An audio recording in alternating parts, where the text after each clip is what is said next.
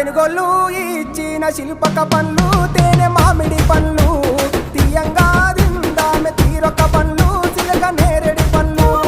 కాపంలో ఇచ్చిన మక్క కంకులు అవి పాల కంకులు కాల్చుకొని తిందాము కందికాయలు పచ్చి పల్లికాయలు గుజారి గుజారి మామిళ్ళ కిందో నల్ల మామిళ్ళ కింద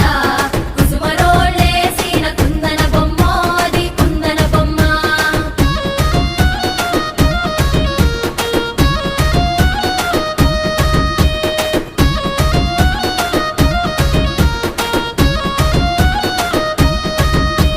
బెస్తోలు పెట్టిన పచ్చి చేపలు అవి వట్టి చేపలు